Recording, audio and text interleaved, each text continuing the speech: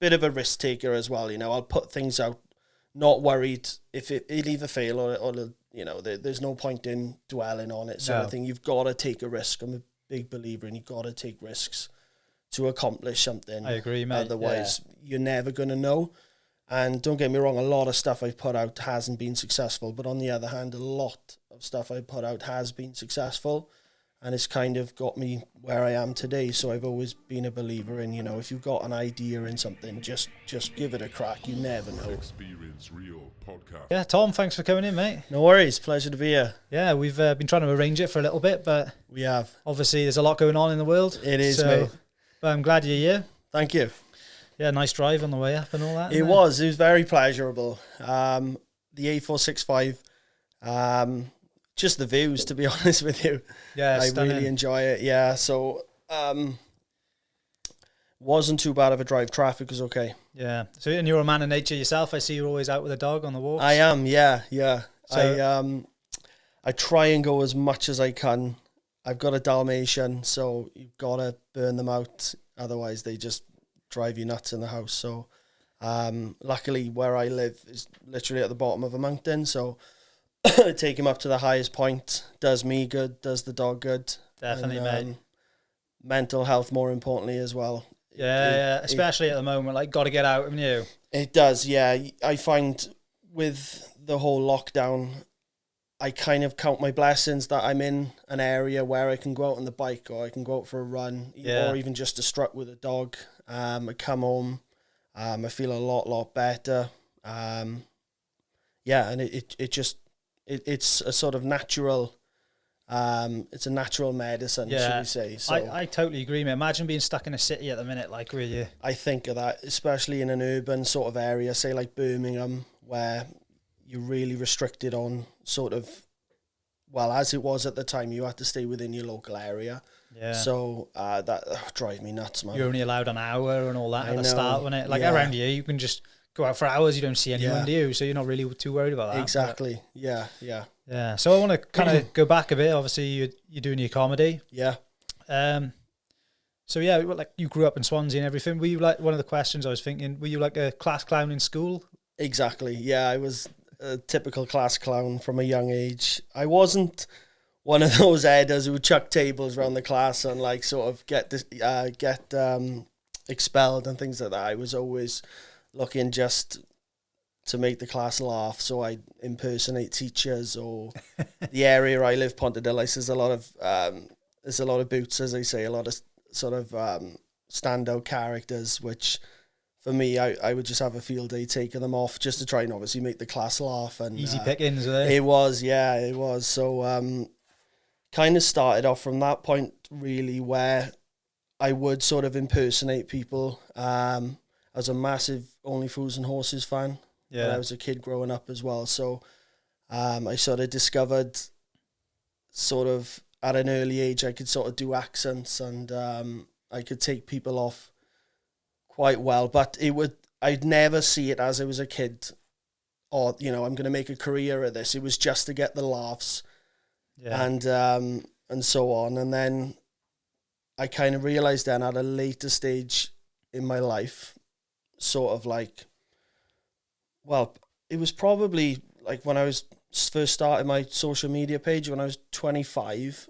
I'd been DJing and sort of MCing from, say, the age of 16 to around about 24, 25. I started sort of going off that sort of thing then, and I thought, sort of, fuck it, I'll start a Facebook page. And originally, what we would do, me and my mates, we'd prank call people sort of through Gumtree and things like that. So I do the face jacker voices, you know, like Terry Tibbs and the call centre guy and so on. I'll have to find them. I haven't seen them. It's years ago now, when I was about, well, I'm 30 now, so it was about 6 or 7 years ago. But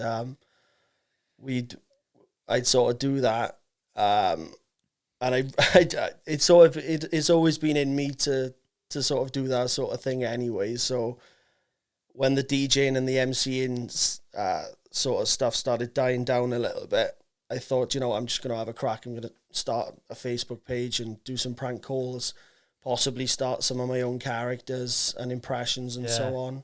I kind of just went from there, really. It's good though, isn't it? I enjoy it. Like, it's a good laugh. It's light-hearted, isn't it? That's what it's all about. And I think, starting 25, I think like that's kind of when you realise what you want to do. For me, anyway, that's when I was. Yeah. Like, I'm 27 now. Yeah. And like a couple of years ago, I had the realisation, like, I'm not fulfilling myself in any kind of way with what I'm doing. No. I'm a strong believer in you should be quite open-minded and you should experiment with a lot of different things, especially in your early 20s, sort of. And so what I did when I was 16, 17, we really started getting into garage music because the scene in Swansea at the time, around about 2007, 2008, garage and bassline was really big. Yeah. And we all used to go to Escape. And when I'd see like the MCs and the DJs and sort of the music, I just fell in love with it, and I started writing my own little like 16 bars, 32 and so on.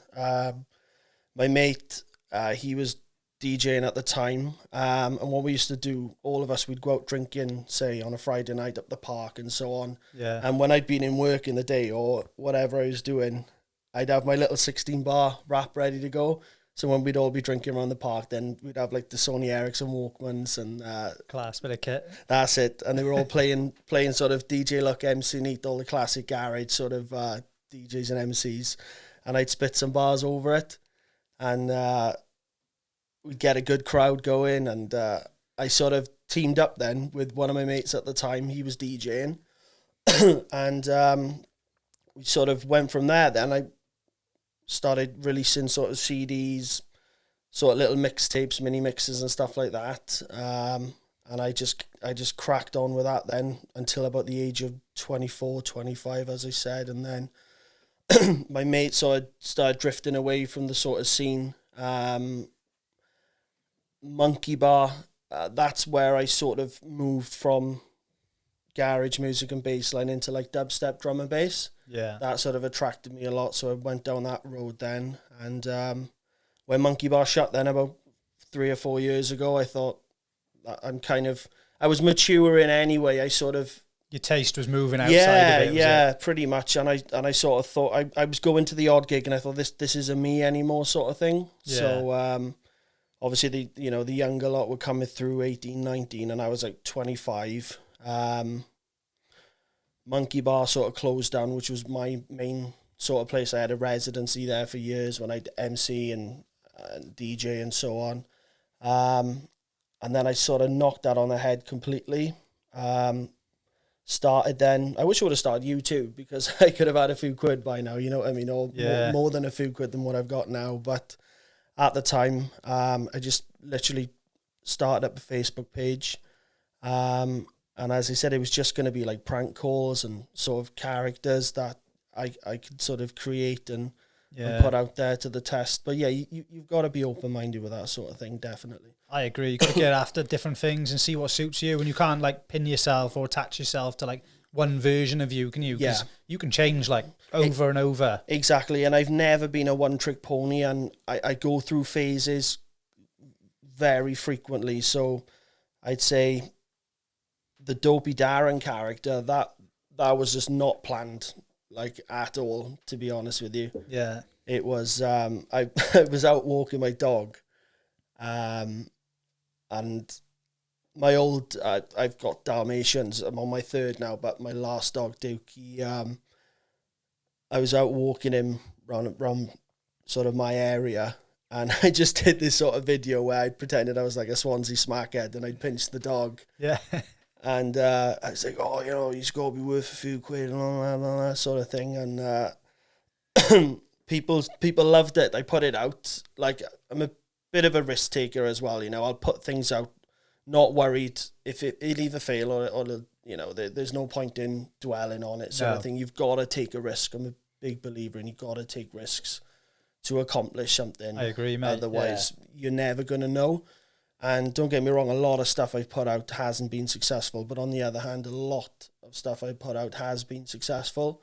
And it's kind of got me where I am today. So I've always been a believer in, you know, if you've got an idea in something, just give it a crack. You never know. Yeah. Do you think as well, some of the ones have hit that you didn't think may have? It's as well? It's always the videos I put out that I didn't really plan, and it was spur of the moment, and they just blow up then, you know, like the Andorra video. Yeah. When I went skiing.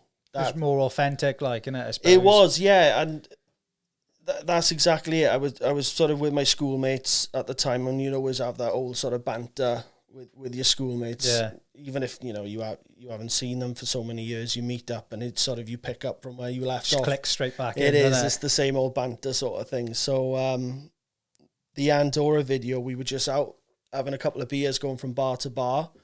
I just did this impression of this boy I used to be in school with, one of my mates, and my mate Matthew was filming at the time. Yeah. And he was like, do the impression or whatever. So I just sort of did it off the cuff, you know. I looked at my surroundings thinking, what can I do, sort of thing. And obviously try and make it funny, but I didn't really, there was no writing involved, sort of thing, you know. It was spur of the moment. And just came out. Exactly, yeah. Do you, you know, like when you're doing ones like you've planned out, are you filming them over and over again until you feel like it's right, or do you try to just do it one take? I always say the original take is the most authentic, and it feels the most sort of real in a way, because I find the more takes I do, you get frustrated and you sort of, you get too fussy with it. Yeah. And then what I'll do, I'll record several different versions or what have you, and then I'll just sort of scan through carefully then to the one I think possibly be the best one. But it's all sort of in your head, isn't it, really? You think, you overthink things. You do. And I think, fuck, just put it out, man. The first one, don't worry too much about it. And yeah, that's just the way I approach it, really. Yeah, it's a good approach, because I know, like, before some of the podcasts, I might do like an Instagram story where I'm like, I've had so-and-so on, it's coming out this time, whatever. And you get all worried about, like, I stumbled over that word. What's it? No one cares. No, like, when exactly. I watch something, I don't ever judge someone if they've stumbled one word or something. But when it's me, it's like, I know.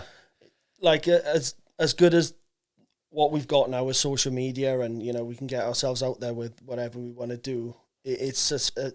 you doubt yourself so much. You've got that side of it as well. Whereas the fans or your followers, they don't really see that side of you. And you think that they're thinking, oh, they're going to pick something out negative about my video, but most of the time they never do, and it's all in your head. I agree with you, mate. You're your worst critic. Like, it is, yeah. I definitely am. And I think to myself, like, fucking hell. Some weeks I could get down about it, and I'm like, what does it matter? Yeah. I know. You do. I'm sure you have as well. Like, I do. Yeah, I'm so self-critical sometimes, but I do sort of crave that compliment. When you do put something out, it means everything to you, you know, when you get a great response, you know, you get the likes, the shares, the comments, and that's that sort of drug I sort of drive towards, you know. Definitely, yeah. It's the best feeling in the world. But it's an addiction for sure. Like, it is 100%, yeah. And sort of with what I do with the sort of acting and sort of comic acting impressions, like, we're attention seekers at the end of the day, you know. Yeah. That's the bottom line to it, whether some people will admit it or not. But, you know, we love being in the limelight, and especially if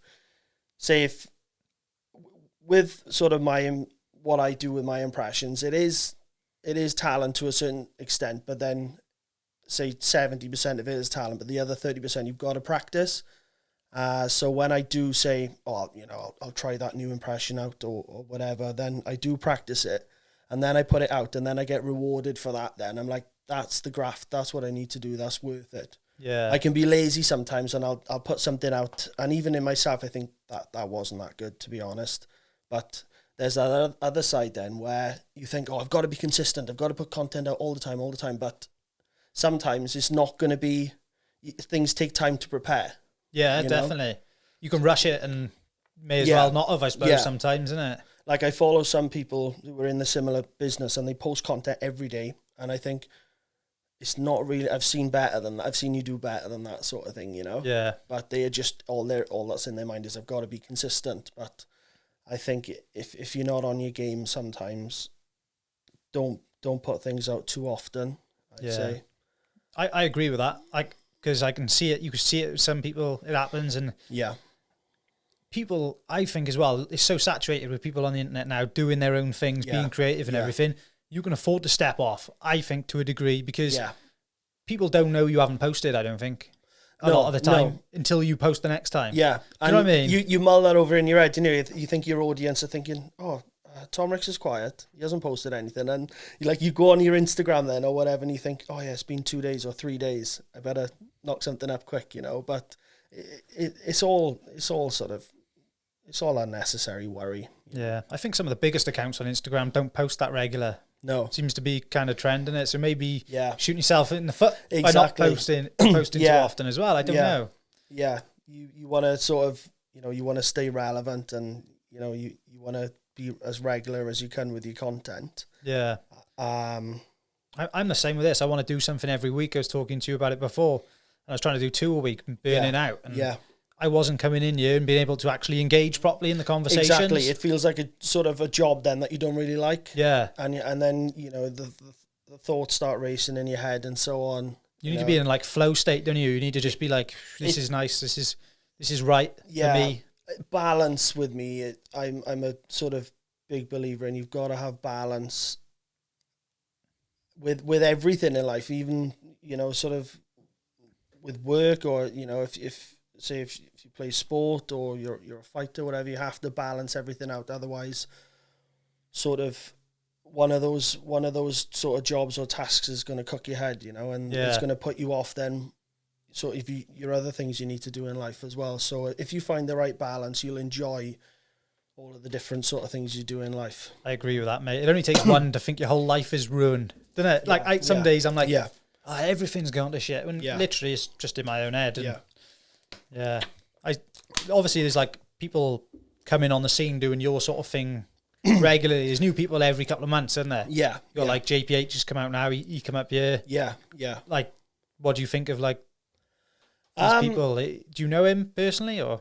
I don't know. I've never met him. I've seen one or two of his videos. I saw the one when he was in Born of Mine. I was in Stitches. I'm a fan. Yeah, I do like it. I can see a bit of the Darren sort of in it, where that sort of Swansea chav sort of character, like Dopey Darren. I've been doing that sort of content now for 5-6 years, so it is probably, I should expect this sort of thing now, other people coming along and trying it out, because I'm sort of the proof that it did work. Yeah. And it, it was successful and so on. So that sort of gives hope then to other people who probably, like, maybe he's wanted to do something like that for years, but quite possibly, yeah. He probably thought, will I make a fool of myself, or it may not work out in my favour, and I've got to go back then to what I was doing, and I've embarrassed myself. But with me, I think, fuck it, give it a go.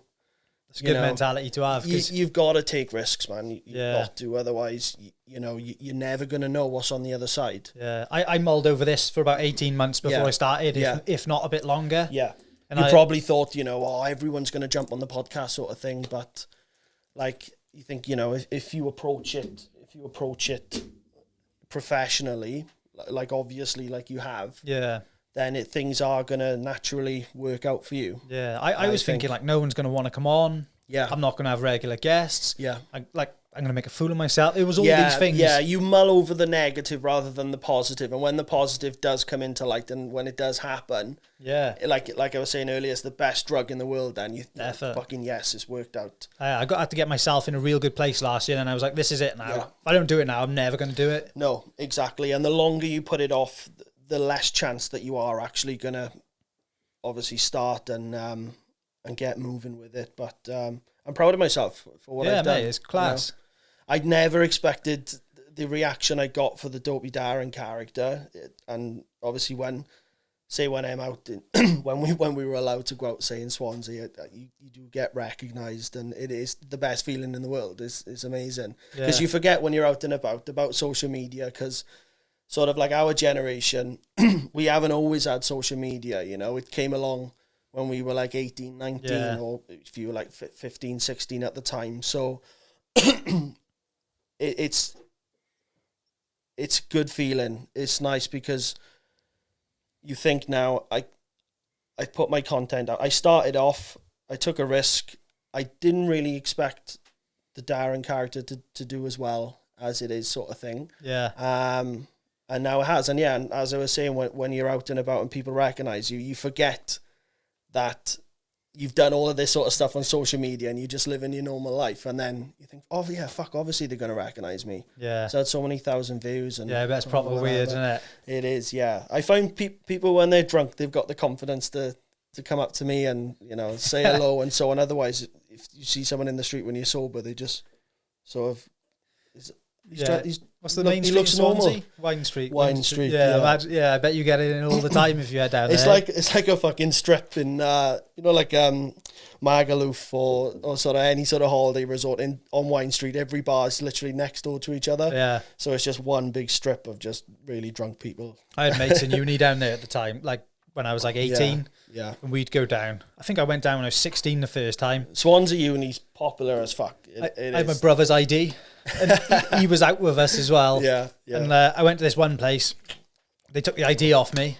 I was like, fucking hell, because I didn't know his date of birth, like stupid enough. They were like, what's your date of birth? And I was like, Yeah, get out. Gone. We went to, I think was it Oceana at the time? Oceana. I've had many many sessions in Oceana. They used to kick right off. You couldn't take your drinks on the dance floor. Yeah. Because it was all brand new at the time. I couldn't believe it when it shut down. I thought, obviously, this is a big chain. There's Oceanas everywhere. Yeah. Obviously, they weren't making the money they expected. I assume. I'm not 100%, but... It was always bouncing, wasn't it? It was, every time I ever went down there. They used to do was it 4 for 2 or the 2 for 3 on a Yeah. Wednesday or a Friday? Oh, you just get so fucked up. I used to enjoy Oceana, but the Kingsway was the main street, and now obviously it's Wine Street. So times change, I guess. It's a good night out, isn't it, down there? It is, yeah. We used to go to, as I was saying earlier, from the age of say between 16 to probably 19. Every Saturday would be an escape. Yeah. In the garage room 1. People my age or older, they know exactly what I'm talking about. But yeah, the Kingsway was bouncing. I don't know if I ever went there. I went to one place. It was like after Oceana. It may be there. It was open till like 6 in the morning or something. I can't remember the name of the place. Crowbar, was it? I don't know. It was a pretty wild place. Like I think you had like Flares, which was further up. Oceana. You had the Ice. I think it was just called Ice, and then you had Ice Bar on Wine Street, and then you had the Little Bar, which was part of Oceana, but you'd go in there for pre-drinks before you join the queue to go in Oceana. So, yeah, in the space of like 10 years, it's just changed completely. Yeah, it was like an eye-opener for me. Like I said, we went to Oceana then. Yeah. I used my brother's other ID to get in. Had to pass it back out to him. He got in. And then like it was the end of the night. Yeah. And there was this massive ride head. We just ended up in like a massive brawl outside. I was only like 16. I didn't know what the hell was going on. Yeah. You know what I mean? When you first start going to town, you see scraps break out, you do just freeze. Like, shit, what do I do? I hope none of my mates are involved. Yeah, I know. It's mental. Like, one of my mates, he had like, basically this big rider like started on us inside. Right. And we went out to, it's like a kebab shop next door in there. Yeah, that's it. Yeah. Chickenland, I think it was. Yeah. No, Chickenland's on Wine Street. Sorry, mate, go on, yeah. Yeah, we went in there. Yeah, these chips like my mate did, and this rider come in. Yeah. Started picking on my other mate. Yeah. My mate just got like, I swear all the sauces like stacked up on the side. He just like rammed his chips with them all, got outside, just banged it straight in this bloke's face. It was just chaos. Just utter carnage. Yeah. And like, but yeah, that's why I don't go out anymore.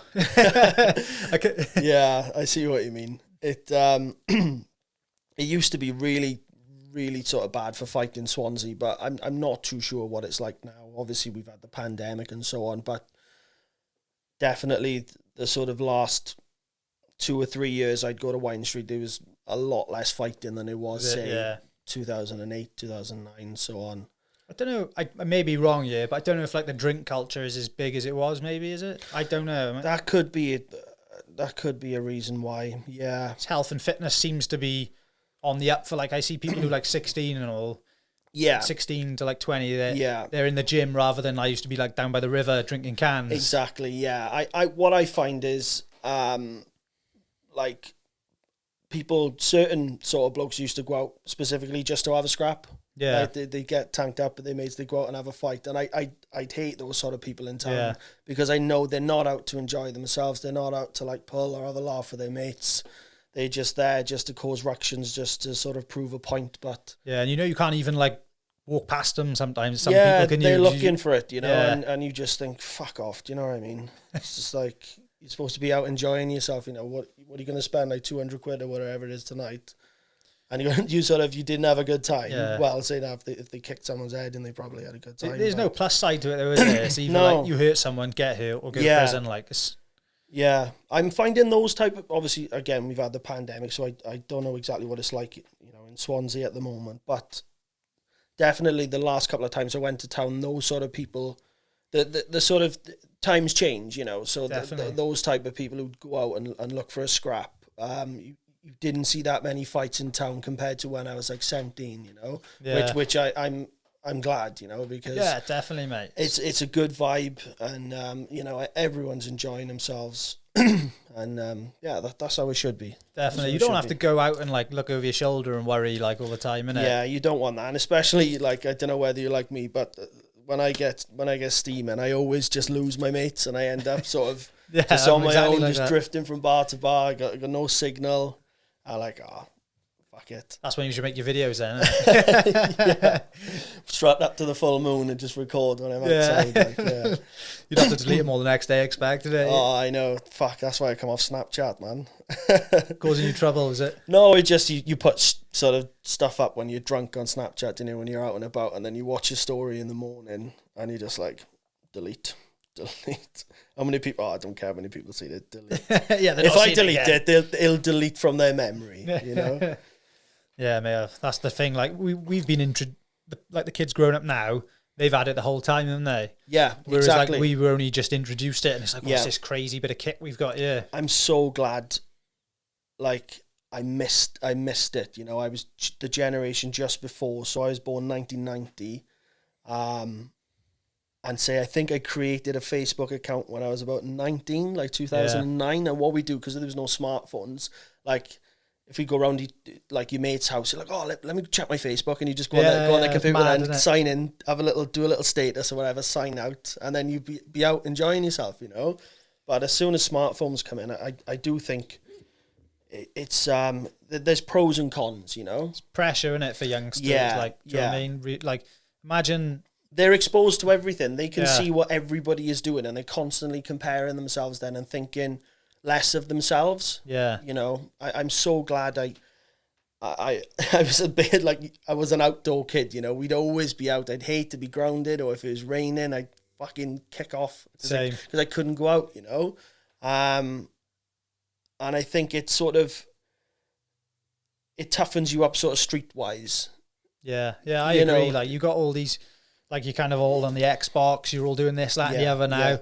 Like, it's all right to give people shit online. It is. There's no payback. Whereas, like, you go out and do that years ago, you're going to get told about it, aren't you? You're going to know about it. And you knew your limits, and you had respect as well. Like, I find now, like, people can just say anything on the internet, and... Do you get like much hate or anything on any of your videos? I honestly don't, surprisingly. That's great though, isn't it? Yeah. I really, and what I'm like, I'm sort of obsessed. So I like look through the comments and sort of, I don't specifically look for hate, but you always expect it in the back of me scrolling through. You're like, it's coming.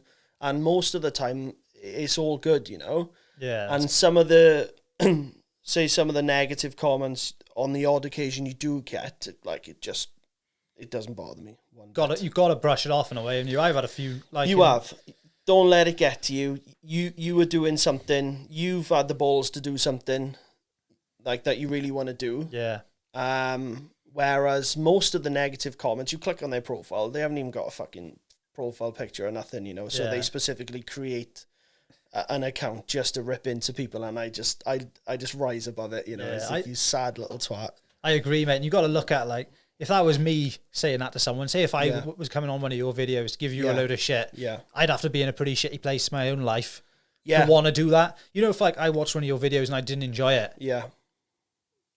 I'm just not gonna like it or something. You know what I mean? No, exactly. I'm not gonna give you a load of shit about it. No, exactly. And that's the respect, way to approach it, I think. Yeah, you may not like it, like, unfollow or what. If like certain ones, you recognize the names as the same ones, or, you know, and I just think, for one, like, sort of get a life, Yeah. You obviously aren't occupied with much at the moment because you're constantly trawling.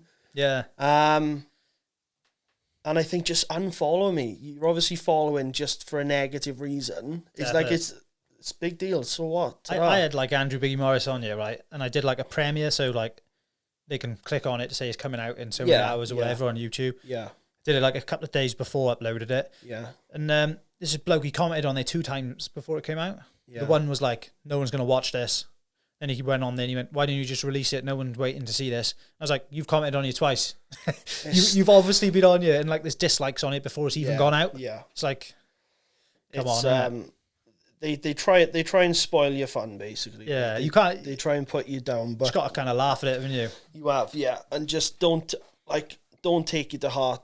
Like I've worked in call centers for best part of 10 years on and off, and I've been called all the fucking names under the sun, mate. You know, and I just use that approach. You've got to be kind of thick-skinned, so I use that approach with my comedy work as well, and it just. You can't please everyone either. No, and it's never a respect. Like I always click on the profiles to have a little nose of what this type of person is for them to be commenting that sort of thing, you know. And it's never somebody who's got things going for themselves or you know is a respectable person. I may be wrong. I'm just judging from looking at their profile, you know. And I just think you almost pity them in a way because they've got nothing else to do but troll. Yeah. And the majority of the trolls, like I said, they don't identify themselves. No. And I just think, you fucking coward.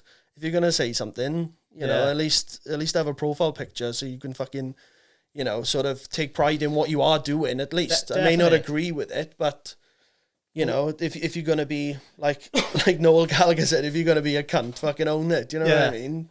Well, like some people as well, like me and you, can obviously take so much of it, but some people can't, can they, as well? So no, and I've seen think before you talk, like, I've seen it happen with other, like I do my work with BBC Sesh, and obviously they've got a lot of other contributors as well, and we're quite pally, all of us. We stay in touch, and I've noticed a few have dropped off, and they were saying, I was getting too much abuse, or you know, and I just think 99% of people probably complimented you, and it's just that 1% who give you or that one person who's given you a negative comment, and you're dwelling on that. Yeah. Just look at the stats and just focus on the positives. You have to.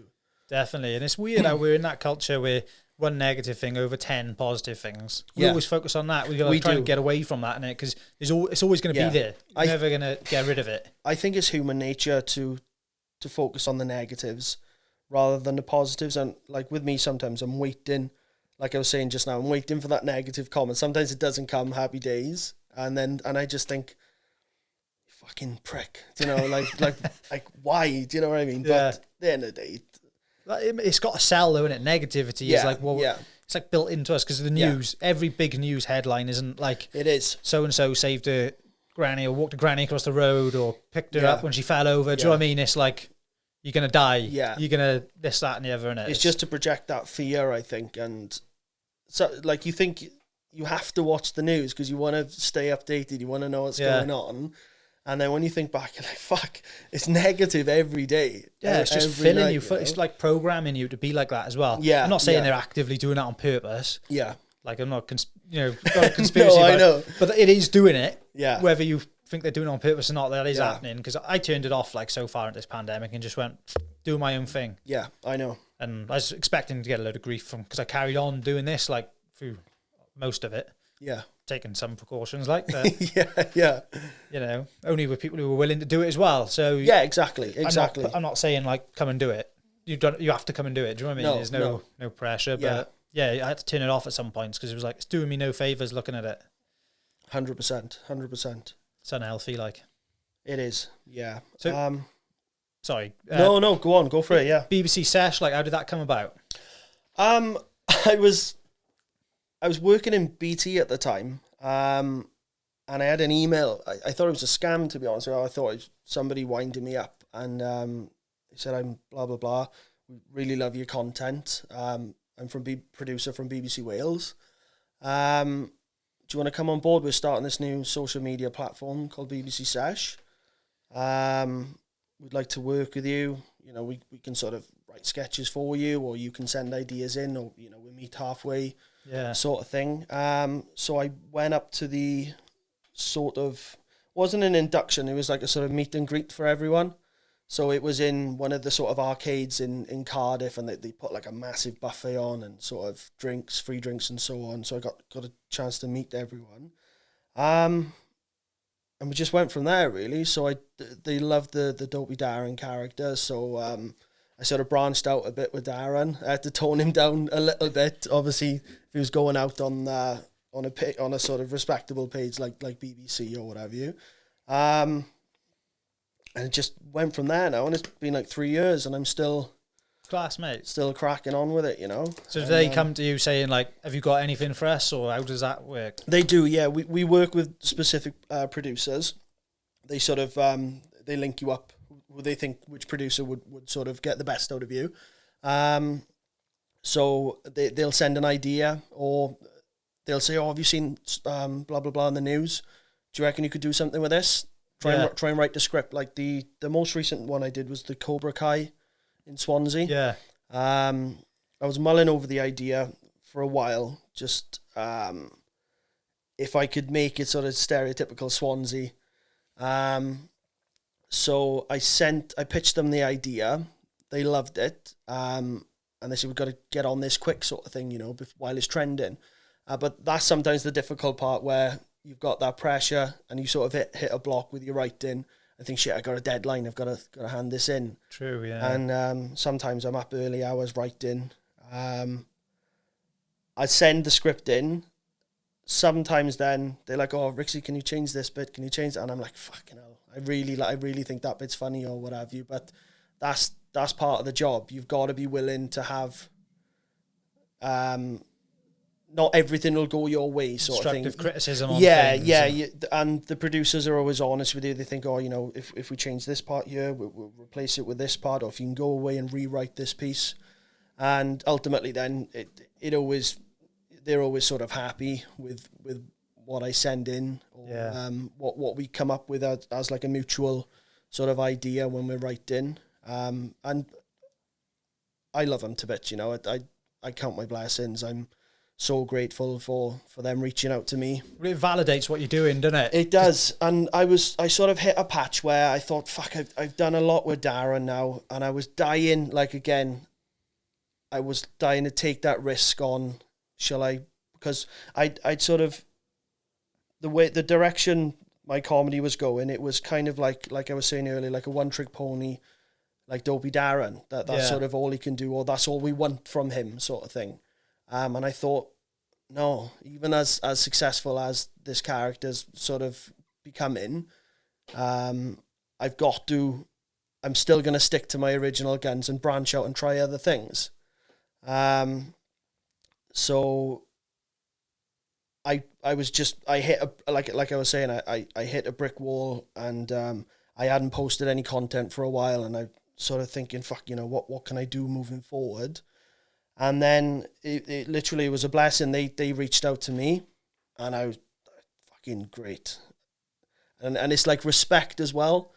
So like sort of people in, like the mates I was sort of hanging around with at the time were saying, "Oh, what's Rick's doing, the fucking editor," and all that sort of thing. You know, what's he up to and all that. But when I then got the BBC sort of work, then that's when I started getting the respect then that I sort of craved in a little way, because I thought, I'm not just doing this just to be an editor. Yeah. I'm trying to, you know, sort of make a career out of this. Proves that you knew it was going to work. It's just like showing everyone else, isn't it? It's and it's like as soon as then they see me in a video and I've got the BBC Sesh sort of logo in the background, I'm like, fucking told you. I was, you know, yeah. Do you know what I mean? So it's a powerful moment, like, isn't it? It is. It's a great feeling, and I'll be forever grateful for them. But I'm, you know, I've worked hard as well for it, you know. Definitely, mate. Yeah. I've sacrificed that, you know. I've put the hours in. It's obviously sunk in now, and I'm settled with the BBC, and you know, it's been 3 years. But when they first reached out to me, I couldn't believe it. Yeah. I was chuffed a bit, mate. Absolutely chuffed. I'm not sure if one of my mates, he's come in here, Jack Thomas. I don't know if he's done a bit with him. He's from Abergavenny. No, I'm not too sure. They are recruiting a lot of because I'm 30 now. I'm like they call us the senior contributors, like me, Simon Emmanuel, Ignacio Lopez. He reached out actually to come on here at some point. I'm gonna have to.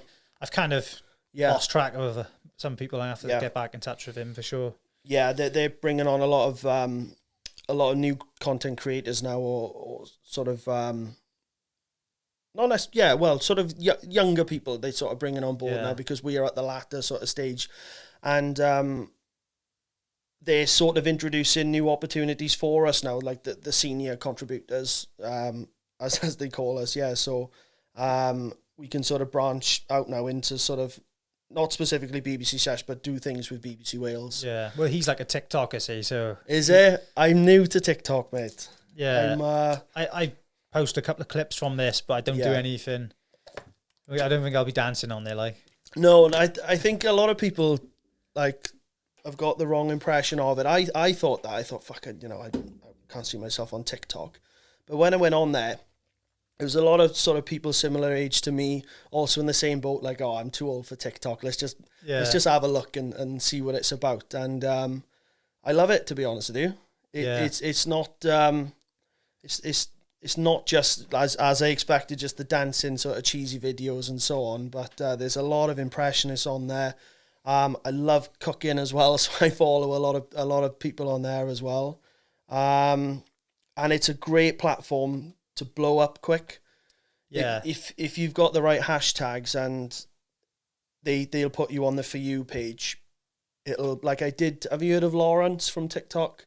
No. Basically, he was, I think he's something like 28, 29 stone, and I've been following his weight loss journey. I think I've seen him. He's like, hi, morning. I know the one. Yeah, he's fantastic, and I did an impression of him just off the cuff again. Didn't plan it. Just in my house, and I thought, shall I do the Lawrence impression? And it just fucking blew up, and everyone was like, I thought you were using his sound, like, and I've dubbed over it, but it says at the bottom like original sound, Tom Rick's comedy or whatever. And I just got that fucking itch then again. I was like, right, I'm going to try and get another viral video on TikTok and go from there. So I'm on about, I think it's like 7,600 followers, something like that. I've only been on there roughly since about Christmas. So it's good going, isn't it? It's all right, yeah. So I've I've tried to go on it, try to learn sort of not so much the filters, but how to add the text speech, and because I'm a bit of a dinosaur with IT, that's the only downside to my sort of craft is like, I'm good at what I do, but you ask me to edit something, or I'm like, it's like learning to ride a bike again. So I'm like, okay, show me this, but I am quite a fast learner, so I'm flying on TikTok now and I'm enjoying it. Yeah, you have to have an afternoon with Jack. I'll have to hook you up, mate. He's shit on it. I think he's got like 50,000 followers or something on there. Mad. That's good going. He says the same though. Like he says, some of his videos they may only see a couple hundred people. Yeah. Other ones will 100,000. That's it. There's no rhyme or reason really. Well, there obviously is, but it's hard to pinpoint exactly what it is. It is, yeah. And once you hit the nail on the head, you just get bombarded with notifications. Loads of people follow you, comment, share, and again, like, that's the addiction, isn't it? Like, you get a reaction to your content or whatever, and it inspires you then to do more and keep it up, sort of thing. But I've noticed you will lose followers on TikTok if you don't post at least once a week. Like, I went through a phase where I just completely went off it, and I signed back in, and I had like 200 or 300 less followers. Yeah. I'm like, fuck, I got to get back in my game a little bit. Got to be a bit more consistent on that. Possibly, yeah, you have to, and because you can only do a 60-second video anyway. So say I just do a little impression or what have you, then I don't have to think too much into the writing side of it, because on TikTok they just like spur of the moment, quick little couple of seconds, oh that's great, and they'll scroll on. Yeah, like I'm used to writing content for Facebook where most of my Dopey Darren videos they'd be 2.5, 3.5 minutes, something like that. I think as well on TikTok, like, it's a big difference. There's a lot of people, I don't know, like on my Instagram, there's a lot of people I know. Yeah. On my Facebook, there's a lot of people I know see it. Because I think if you do something on TikTok, it's a load of people you don't know. It is. It's never, I don't know, well, I've literally probably got like 30 followers on their mind. I'm like, not on there really. No, but, I see what you mean. But like some of the things may get like 600-700 people see it. And there's no way is anyone I know.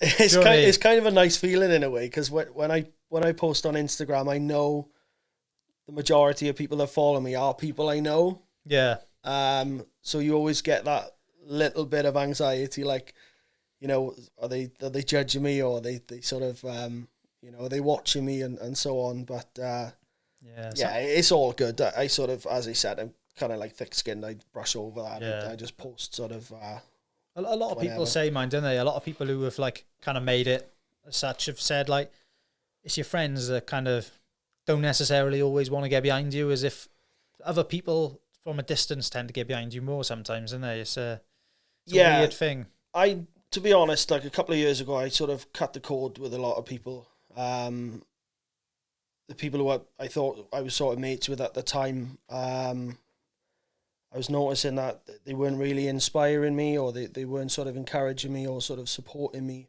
I was just like the puppet, just to make them laugh and so on. Yeah. And when I started seriously considering sort of going for this as a sort of career, you know, I made a decision, you know, and I haven't looked back since. I've cut certain people out of my life, and it's worked out, you know, fantastic. And it's the best decision I made, really, because a lot of people, if it's not, what I find is if it's not going for them, they'll try and keep you down with them on their level. Yeah. And if you want to progress and climb the ladder, sometimes, not always, you know, sometimes you have to cut certain people out of your life, I think. Otherwise, I'd still be probably doing what I was doing 7-8 years ago, you know, just like sitting around smoking weed and, you know, not really fucking having any passion or you know, having any ambition for anything I wanted to do, you know. Yeah, it's one of them. Like, I always think it's not their fault. No, but they're an influence. Yeah, it's your fault for being amongst it. Isn't it? But it's hard to separate though. You don't know when you're young. You think this is it, and I'm going along because, you know, this is my culture. You know, this is what I know as normal. But then I've always been open-minded as well. And as I was saying earlier, when I take risks and things pay off, you gain that confidence. Then you think, "Fuck, I'm not just this, you know, small fish. I can do things." And especially if you're hanging around with people who don't compliment you or don't sort of, you know, they don't inspire you, can knock your confidence and self-doubt. And, you know, you think, are they right? Am I just being a fucking twat? And do they really want the best for you? Exactly. Innit? That's the thing. Yeah. That's what you need to surround yourself with, innit? I've always craved mates like that, to be honest, because I know I'm a good soul, and, you know, I try and act how I would want to be treated. Yeah. You know, so that's kind of what was an eye-opener with certain people in my life. And I thought I can make a big decision just like that. If I want to cut certain people out of my life, or I can just do it like that. Yeah. It's just I was dumb at the time when I was younger, and I didn't know. I didn't realise, you know. That's exactly the same, mate. Yeah. And I'm not blaming them, like, do you know what I mean? No, exactly. It's not no, I'm not one bit. If, you know, they're happy, you know, I've just broken away, you know. I've gone down my path, you know. There's no bad blood or hard feelings. No. I've just made a sort of, you know, a decision to progress and do what I want to do. Yeah. And it's paid off for the better, you know. Like I say, no hard feelings or anything, but yeah, it's like, this is my goal. Yeah. Am I going to get there in this circle? Yeah, exactly. Yeah. I call the area I'm from, I call it the Goldfish Bowl, because, like, everyone stays within the bowl. They don't want to branch out, or, you know, a lot of people have never left the fucking village, you know. So I'm not about that at all. Anyone who's come in here who's like creative or got that talent and all, I feel like they've all been through that similar thing. Because it's made me who I am today, like 100%. Absolutely. I had that Merkage in the other week. I don't know if you know him, rapper. Yeah. And he was saying, like, he said, everyone in your local area, they want you to do well, but not better than you. That's down to a fucking T. It's like, oh yeah, I want you to do well, mate, but not better than me. Yeah, do you know exactly. what I mean? It's like, that's such a... And if they can see then that you're come back here, like, they pull you down. Which sucks, doesn't it? Because it's disappointing, because you think for all these years these people have been my friends, and they haven't. It's all about themselves, rather than like inspiring and encouraging you to chase your dreams and do what you want to do, you know. And I came to a realization that you know, I haven't had a compliment, or I haven't, you know, how's it going, Rex, blah blah blah, or smash it, man, good luck in Cardiff, or whatever you want to do. They all ask me what I've been up to. Oh, what are you doing up there, mate? Or why are you filming, or who are you filming with, or what have you? But they never ask me then, oh, how did it go? Oh, I hope you smashed it, sort of thing. They're nosy. They want to know what's going on. Yeah. But, you know, it's a weird one, isn't it? Like, that's what I was saying earlier. It's only when you're like so far detached from people, they can just see what you're doing from the standpoint of creatively and applaud you for it. It's when the people close to you, they're comparing themselves to you. I think that's the issue, isn't it? It's like, oh, he's doing that. What am I doing? Yeah. And it gets you in that weird space then. Like 100%. And, you know, if it's up to you what you want to do in life, you know. And I'm not the sort of type of person that just goes along to fit in, you know, or get a 9 to 5, or, you know, do this and that. I've got an ambition, and I've got a dream, and, you know, it's sort of, I'm working hard, and it's paying off so far. And the right people, the right friends then, who you meet, you know, they'll come into your life. Yeah.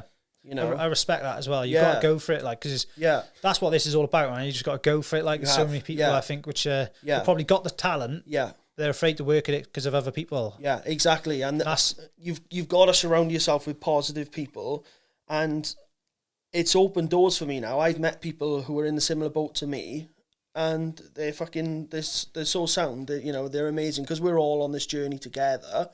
I've made a lot of new friends. Yeah, I have as well BBC, doing this. And I was going to say, you probably have as well doing this. Yeah, you do. Like, and it's always a good influence as well, isn't it? Do you know what I mean? I don't feel like in this space it probably is, but it feels like everyone wants the best for everyone. Do you know what I mean? I want to see your videos blow up. Do you know what I mean? That's kind of exactly the way I like to look at it. Do you know what I mean? Exactly.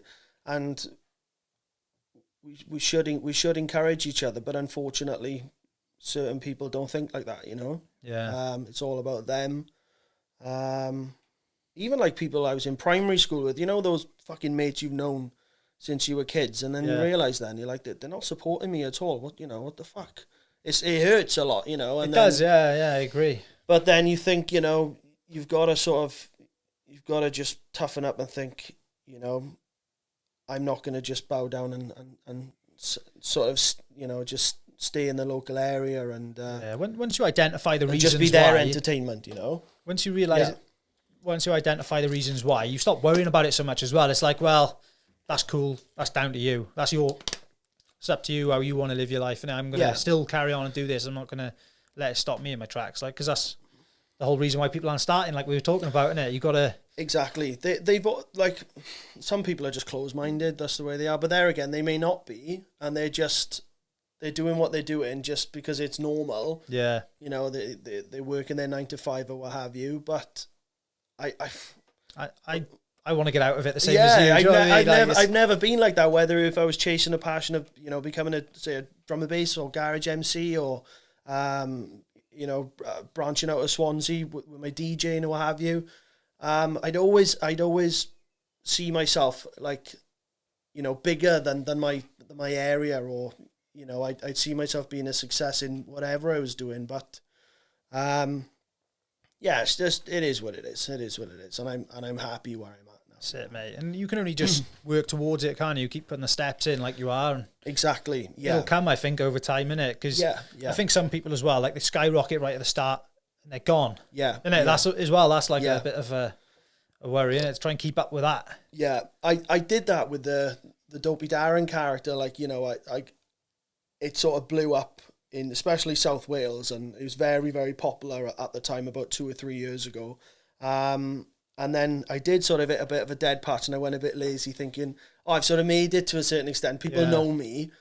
But then I also then want to show people that I can do other things as well. So I started branching out with my impressions and my accents, and just completely the opposite from Dopey Darren, you know? Yeah. Because I like people to say, oh, fuck, that's the same guy who does Dopey Darren, you know? Oh, fair play. And it's a nice feeling then, you know? I've seen you did a bit with On the Tools, is it? How did that come about? Oh, that was brilliant. somebody posted in this actors group on Facebook, somebody I know, somebody tagged me in, like I wasn't part of this group on Facebook, and somebody I'm friends with on Facebook tagged me in this post. We're looking for a Conor McGregor impersonator. 2 days work. No, sorry, 1 day work up in Stratford on site. So it was for the On the Tools guys. I didn't know until they sent me the contract and so on for me to sign. It was one of the best days of my life. It was, again, it opened doors to me meeting new people and making new contacts. And that video, fucking hell, is probably the most successful video I've probably done, and again, because it was a new experience, I didn't know what I was going into. That fucking, my ticker was going, that thrill, that, that adrenaline was there. I bet the drive home you were buzzing, were you? Oh, I was, yeah. And when they put the video out then, a couple of boys from my town, they tagged me in it. Rick, this sounds like your Conor McGregor impression. And I couldn't say at the time that it was me. I just did like the laughing emoji or whatever, or just, sort of agreed with them. But I couldn't spill the beans that it was me until I think they said that I'd have to leave it for a certain period of time, because it's a lot of it is set up. It's supposed to be authentic, like, there's actually a mush on site and he's doing a Conor McGregor impression, but the whole site was shut off for us to film. One of the shareholders, I was told, for On the Tools, he actually owned that site. It was in Stratford upon Avon, this building site. So a large section of it was sort of shut off, but then the outside of it where the cabins are and so on. So we were filming there for a little bit. But then we actually had to go in to the new sort of block they were building, and there was actual tradesmen working. So we had the high, the sort of the boots on, the high vis and so on, steelies. And we were sort of going around then and sort of filming. And I was doing the impression and so on. And the boys on site were just in stitches, and it was just an all round great experience. And I got a lot of good positive feedback from that. Yeah. Even like I was reading some comments, and even like Irish people were saying, I'm Irish and this is fucking good, like, and I was a bit doubtful of the impression because I couldn't do it originally, and I practiced and they sort of, you can hear it in your voice then if you can do an impression or not. And is the mic's still on here? I don't know what happened. It went out for a second, didn't it? And I smashed it out, and I got a lot of great compliments, and that really boosted my confidence then that I can do impressions it's tricky to explain. The ones I can naturally do just straight away, I was comfortable with them for a while. Yeah. And when I practiced the Conor impression and it started coming out nice, I thought, fuck it, it's opened my eyes a bit now. I can do impressions that I can't naturally do. You've got to work on it. You've got to work on it, yeah. So that was a sort of that was a start for me, in that sort of sense. And those guys who I was working with now, I've done about 4 or 5 videos. I've done about 2 or 3 for On the Tools. One of the guys, James, he's left On the Tools now, and he's gone up to Manchester to work for a couple of sites up there. It's gone viral, and a few others. And I was filming with them in Manchester. Oh, cool. Last Thursday and Friday, we were doing a couple of, the prank sketches you sort of see on social media. So we smashed out 10 sketches in 2 days. So yeah, again, I've made a contact now for life sort of thing. Yeah, you're always going to be in his... Yeah, exactly. In his mind. Yeah, so again, I was very appreciative that they reached out to me again. Because it's different to BBC Sesh, because a lot of the On the Tool stuff, it wasn't necessarily scripted, so I could sort of role play and just have a laugh, and then whatever comes out, you sort of crease yourself, if it's not too scripted. And some of the stuff I was sort of coming out with, and they're great guys who I'm very much sort of thankful for, really, that they've considered me again, and they want me to do a lot more work, so like voiceovers and and so on for certain sketches, and I'm all for it. You never know where it's going to lead to, really, do you? Exactly. You never know. But again, I'm grateful for that guy for tagging me on Facebook. Otherwise, I would never have done the Conor McGregor video. Yeah. But there again, if I wouldn't have had the confidence to test my Conor McGregor impression out, or whatever, if I didn't have the confidence to put that original video out, nobody would have known I could have done that impression. Yeah. So again, you got to take a risk. It's kind of like your catalogue of work, your Instagram, really, isn't it? They can go on there and be like, yeah, it is. They can check you out and think, yeah, you can do that, or this, that, and the other, innit? And I bet, I don't know, I don't know him. I kind of know of him. He's similar area, that Chafer Bates. Do you know him? He's amazing. I've never met him personally. I know the guy who produces his videos, Dean. I've done a couple of BBC sessions with him. But I'd love to meet him. Yeah. Fascinating. Yeah, I've messaged him to come on here because I know his mate quite well, Cole Parrott. I don't know if you know him. He rings a bell. Cole Videography. He's, he filmed us doing this 4-4-48 challenge and stuff, and he's come over here and we've talked and stuff. He's also, like, some of his filming, he's amazing, like the editor and everything. But yeah, he does his podcast for him and everything. Yeah, does the editing for all that.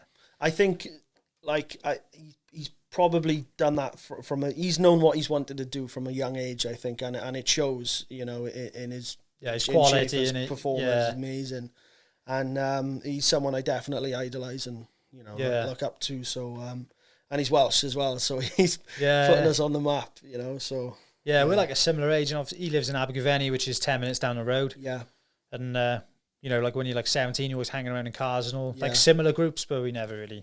Each other, do you know what I mean? But yeah, he's done really well for himself. When you go through the cruise stage, when you're like, exactly. I'll come up the cruise or what? Blackwood, get up Blackwood on a Thursday night. I don't know do you ever go up there? We'd spin up to Black Mountains. I live in Pontedilla, so you go up then north to Ammanford, and then you come on Bryn Am, and you go on to the south sort of Brecon Beacons of the Black Mountains. So we go up there. Or you'd have the meets on a Sunday night. Yeah. The cruises. It's mad, isn't it? Fucking crazy. It's like we're different people now. I know. Do you know what I mean? You sort of grow up a little bit. But, spoiler back. That's it, yeah. Fuck, we do. Like, I wouldn't go up there myself. I don't think I had a license. I didn't get a license. I was about 18, 19. So I jumped in the car with my mate, and he had a Focus ST. So we'd be fucking racing, like, Mitsubishis or whatever in a straight drag race. And, it was just good times, It was fun. I'd feel like a bit of a tool if I was up there now, to be honest with you. Oh, same, yeah.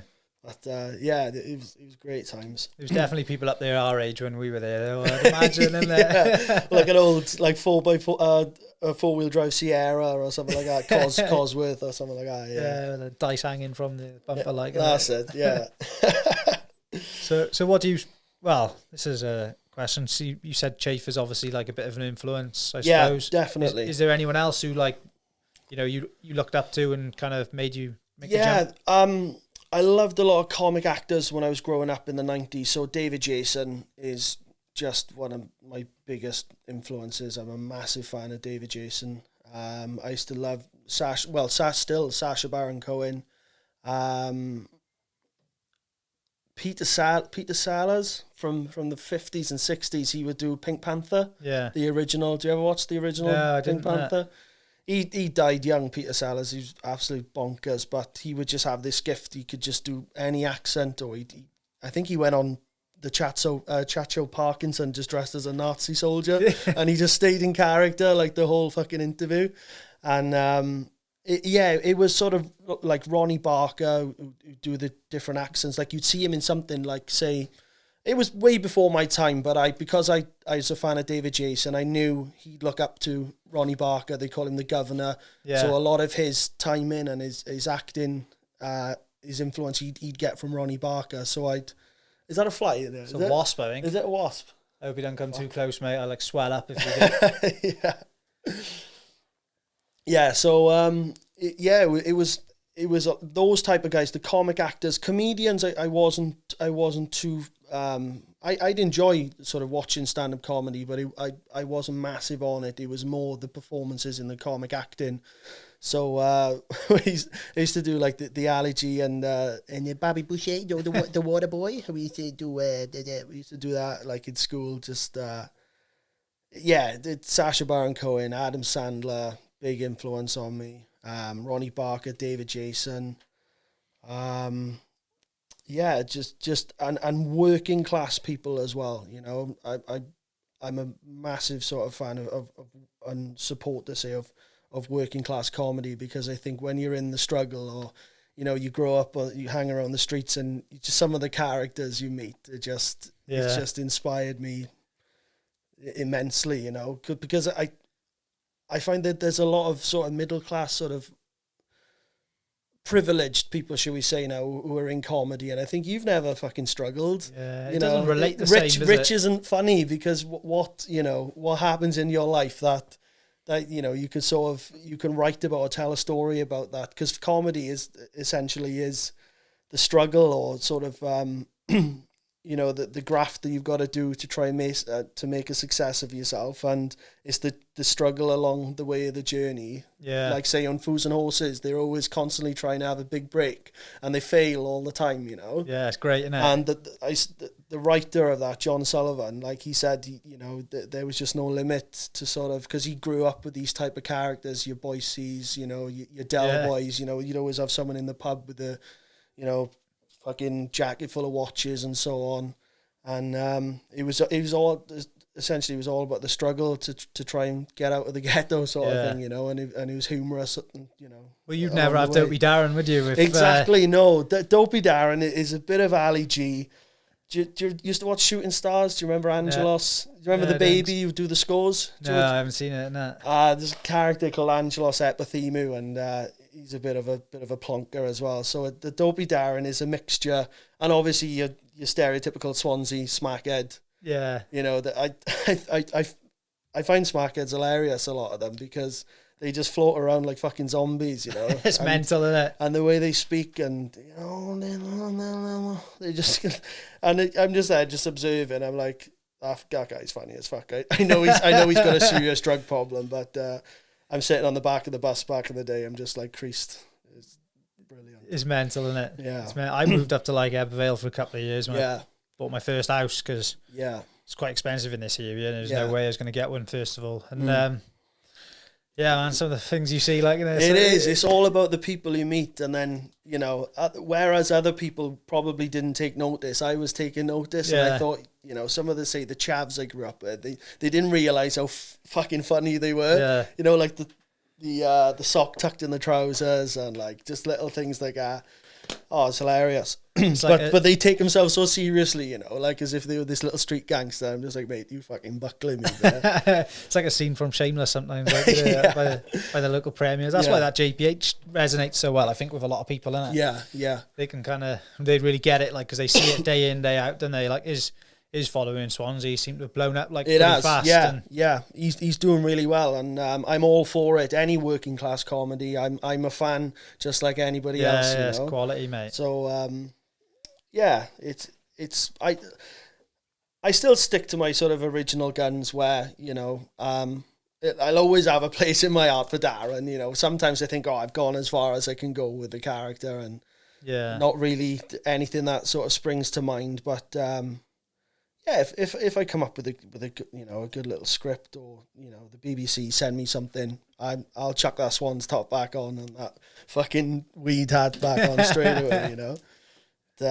Yeah, it's all good. I'm happy where I am at the moment, because I'm making new contacts. I'm not just putting I'm putting my own content out as well, but I'm also obviously working as well. So, you know, it's nice to sort of to be working with the people I am at the minute, and obviously I'm getting paid for it now as well. So, great, mate.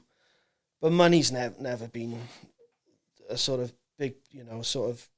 I'd never been a big chaser of money. It's not the driving factor. No, it takes it takes everything out of it. I think if you're just chasing the money, you possibly you'd sell out, or, you know, you'd make some sort of, the decisions wouldn't come from the heart. You know, you just. Yeah, I agree, mate. Yeah, I think it'll come anyway. Yeah, you know what I mean. If it's good enough, it'll come. Exactly. Yeah, and if it's, I'm in a sort of place at the moment where the rewards are, say, the laughs and the reactions and shares. That's my money, you know, that's my pay. Yeah. But of course, I understand that if I do make a further success of myself, I do know, obviously, you know, the money would be nice, sort of thing, and I could do it full time. But at the moment, I'm not like, fuck, you know, I haven't made any money yet, or I haven't, you know, made this amount of money yet, or I'm not like that, you know. My pay is the reactions. Yeah. Like when you make somebody laugh, it's the best sort of feeling in the world, you know. And yeah. That's what that's the way I've always looked at it. Definitely. I think that's a good way to carry on forward, mate. And yeah, I genuinely think keep putting that positive energy out, keep being creative. Yeah. Not having the pressure of having to earn the money through it. It's just gonna add to your content, isn't it? And exactly. Yeah. 100%. So yeah, I think. Got anything else you want to say before we wrap it up? No, not really, mate. Unless you've got any more questions for me.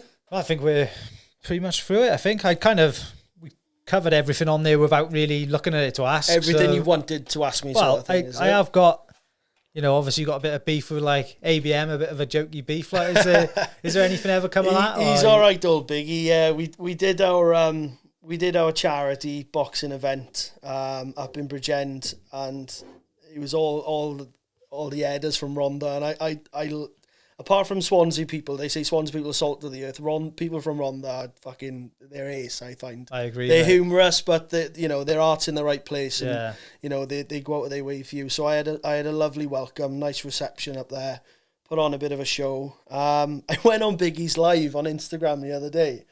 He was doing his live, and he invited me on. I was in Manchester. I was in my hotel room, just chilling. I was watching the snooker, and he's like, "Oh, come on my live, but," and he invites me. So we just had a little chat on live or what have you. But bit of banter. But yeah, we're all right, to be honest. Yeah, I think it's Dopey Darren who he's got the beef with, but.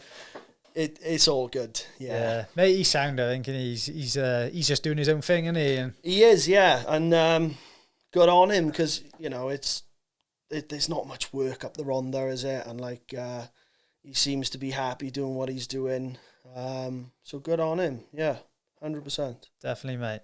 Yeah, thanks for coming in, no Tom. No worries, I absolute appreciate pleasure. It, mate. Everyone, head over, check out your social media. Where can they find you? Tom Ricks Comedy. And various other feeds I'll probably pop up on now.